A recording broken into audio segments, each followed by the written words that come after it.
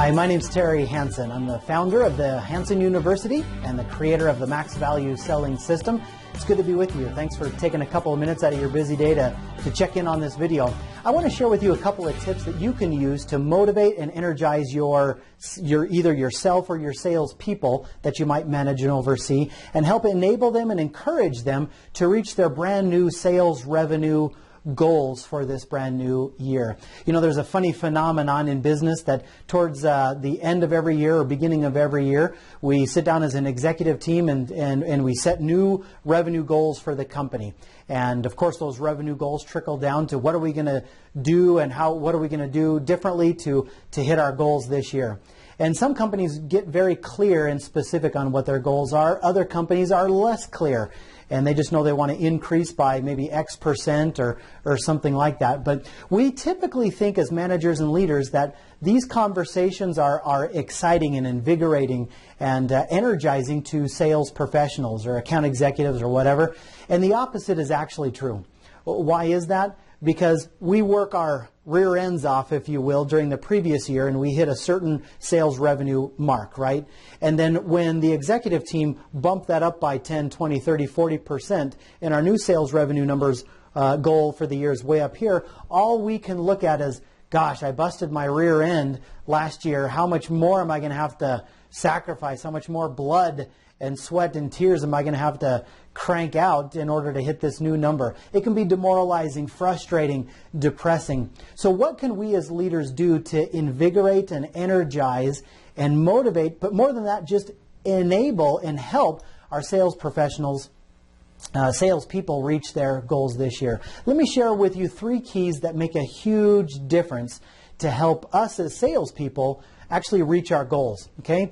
3 keys here. Number 1 is it's critical that leadership clarify what the top priority is for their company. What is their primary goal? And what share or portion or percentage of that goal then is the responsibility of the individual salesperson. So it's critical that us as salespeople, that we have a clear understanding of what our top priority is for the year, what our goal is. Number 2 is we have to have a clear plan. We have to refine our plan to get there. We have to have some clear steps, some clear actions that we can take, some clear behaviors that we can do in order to reach that outcome.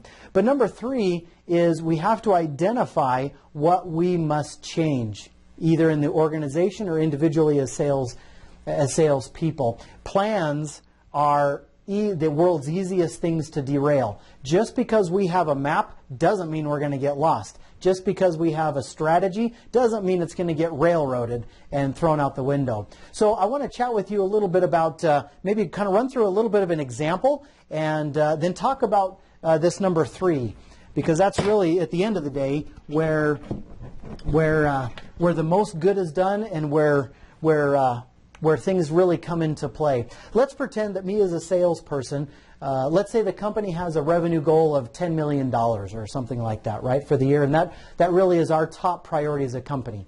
And there's several salespeople in the company, and let's say that my sales revenue goal for this new year is $500,000. We're just making up numbers and just playing. Okay, one of the ways that will strengthen and motivate me is if I become clear as to what this number is, but also what it means to me. What will that number mean to me personally in terms of my income, in terms of my discretionary time, in terms of what I'm trying to accomplish in my life personally? If I'm trying to pay down debt or buy a new car or buy a new house or go on a lavish vacation, or if I'm trying to build up a savings account, or whatever my personal priority is, it's important for me to translate, and executives and managers, you can help with this, translate this dollar number into what that truly means for me. If I hit this, then this is what it means to me personally. So becoming clear on my personal top priority is one of the ways that I can be energized, invigorated, and motivated to reach that goal. So let's go through a little bit of let's create our plan on how to get there, okay? One of the first steps that we want to take is determine what our average order value is of the product or service that we sell. When I sell a product, sometimes it's low dollars, sometimes it's high dollars, but on average, let's say that my average order value is, say, $3,000. Okay. Next number that we could look at is what my lead to proposal ratio is. When I sit down and have a sales conversation with somebody, out of 10 times, how many of those conversations actually turn into a presentation or a demo or a proposal or a bid or an estimate? Let's say, for the example, that my sales lead to proposal ratio is 30%. Then another helpful ratio is what my proposal to closing ratio is. How many out of 10 proposals, how many of those actually close in 30 days? Let's say that ratio for me personally is 50%.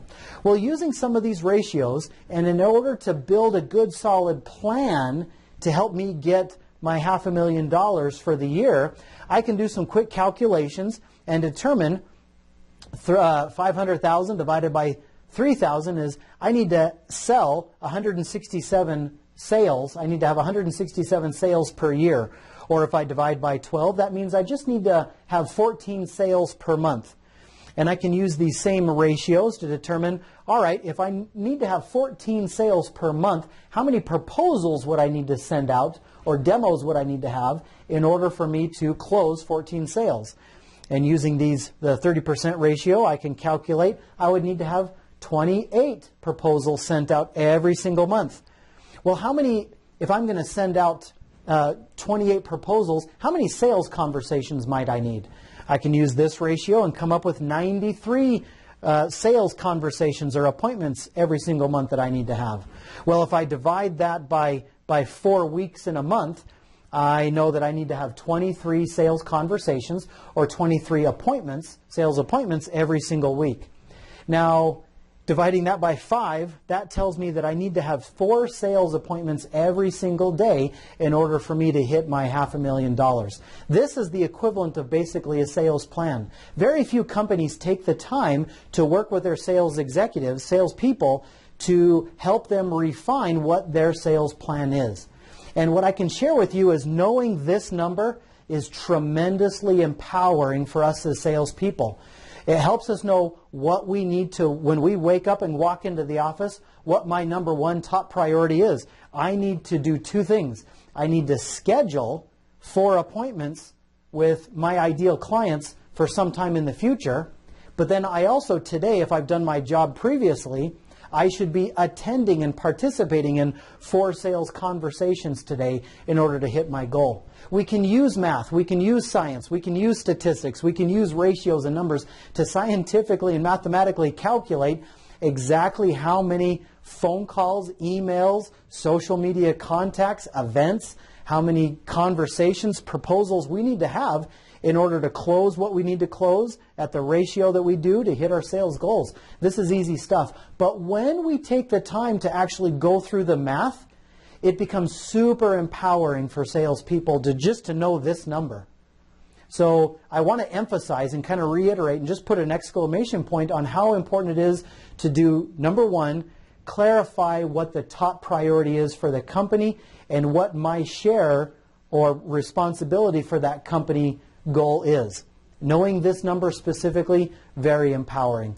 The second most empowering thing is when I can use the math and break it down and find out exactly what I need to do each day and what my plan is every day to get that, that simplifies things. It takes so much stress and burden off my shoulders. It helps me manage my time better and helps me get super focused on what I need to do to succeed. So a plan makes all the difference in the world.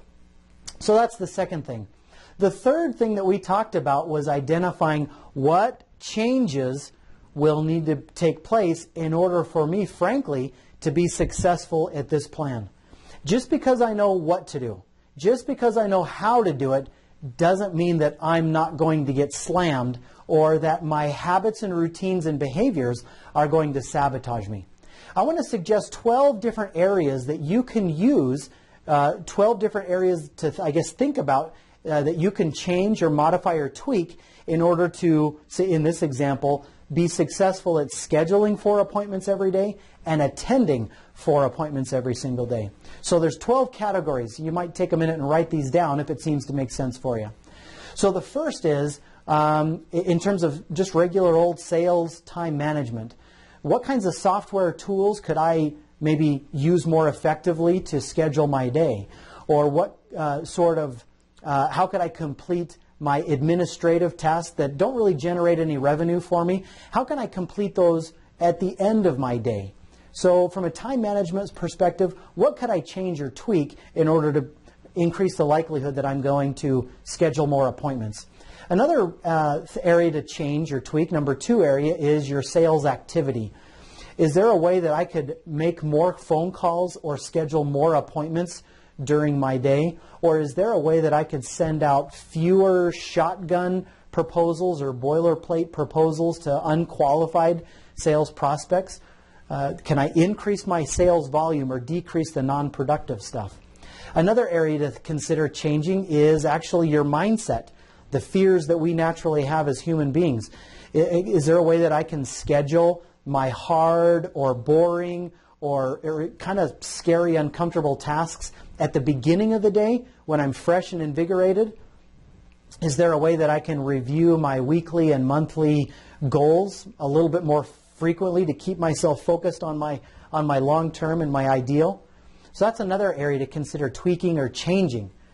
Another area that you could think about changing is just your overall physical energy. Sales is a super, super demanding career choice, and it requires the best of us mentally and physically and emotionally.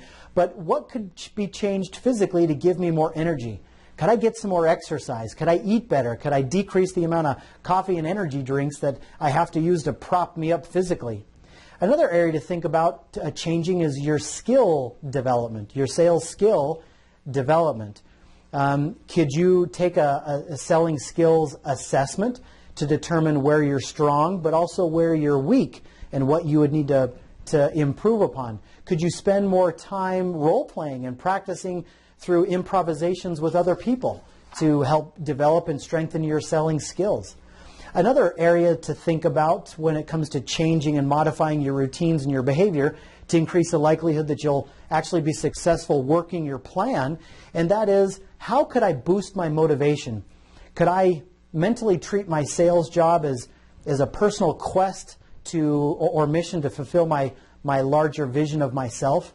Treat it a little bit as a game, or see what I do every single day as a game to reach my higher purposes in my life. Can I do a better job at identifying what scares me and setting up steps to actually help me overcome those fears? Another thing to think about changing is kind of the sales team factor. Meaning, could I as a salesperson delegate more administrative, non-revenue producing activities to someone else on my team, thus freeing me up to spend more of my time on revenue producing activities? Could I do a little bit better job at my follow-up and follow-through on my weekly commitments to my sales manager or my boss? Another area that can make sense when it comes to what could we change is the distractions that sabotage us. Could I spend less time using social media for personal purposes? Could I reduce the number of family emergencies that keep me from ultimately spending as much time scheduling appointments as I need and generating as much income as I could for my family in the first place? Another area to think about tweaking or changing is your technology and the tools and resources that you have available to you. Can the forms or documents that you use be updated to better follow or be in harmony with the processes and procedures that you are using? Are there any kind of reports or functions or tools in your CRM software program that you could leverage better in order to just be that much more productive?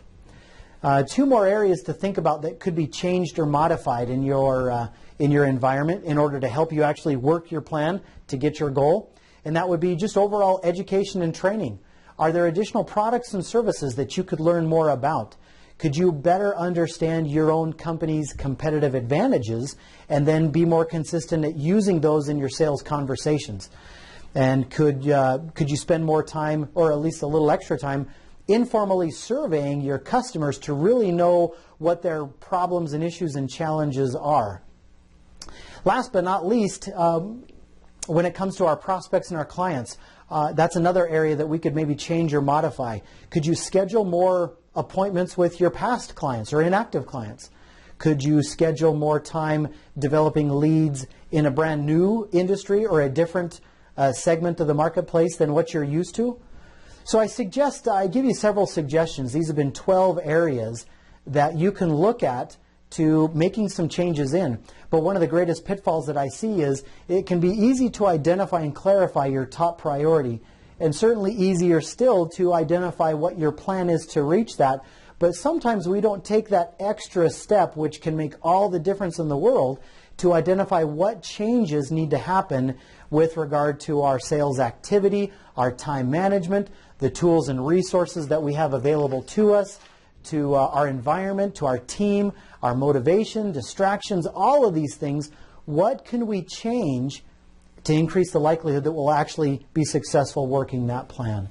So my hope is that you will not only clarify your top priorities, you will refine your plans, but you will identify those critical things to change in order to increase the likelihood that you'll be successful at reaching your goal.